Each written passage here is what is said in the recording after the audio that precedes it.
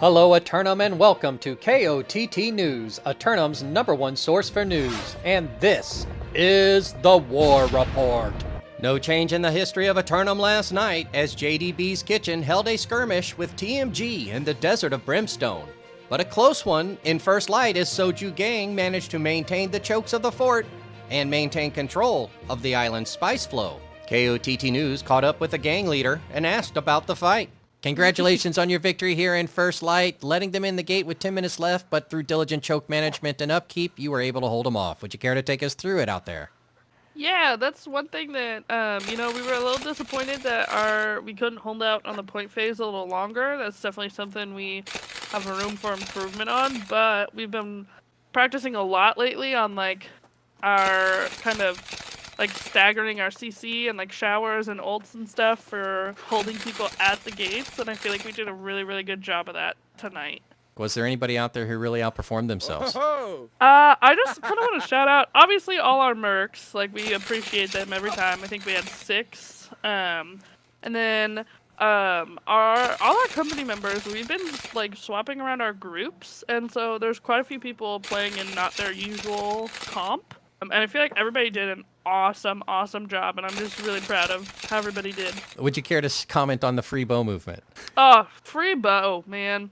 I'm gonna spread the word about this and make sure everybody knows. A dusty night in Brimstone hampered resolution, but it didn't stop JDB's Kitchen leadership from giving us some words. Congratulations on your victory here in Brimstone Sands against the forces of Tokyo Manjik's gang.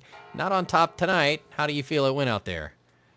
I want to congratulate them for pulling up on a company that's higher tier than them. I think they did a good job on just trying to get in there and get some good practice in. So hats off to them for decking on this. Well, was there anybody who stood out tonight in their camaraderie? Actually, yeah. Shout out to TMG on top. Expect TMG. TMG will be back, and TMG's on top. They won't give up. Turning to our ongoing coverage of the End of Night Fight Club, KOTT Investigates has initiated a deep cover effort to learn more about their motives. KOTT News will bring you more on this story as we investigate deeper and the documentary develops. An influx of refugees to the island may have stoked conflict over mining nodes, but it also gave rise to more citizens fighting back the corruption. For their diligent efforts in ridding Eternum of corruption, Grifter and Lee Boxia are this week's Citizens of the Week. Quickly through the weather today, the sun up, over, and across, followed by a 20% chance of invasion for the 26 to 35 crowd. 4 roster submissions for Simulated Fantasy Combat Resolution tonight, brought to you by LARPco. Remember, if it isn't LARPco, it's cardboard. Up first, the Marauders of Iron Reavers assault the syndicate members of Pharmaceuticals for control of the primary oil reserves of Weaver's Fen.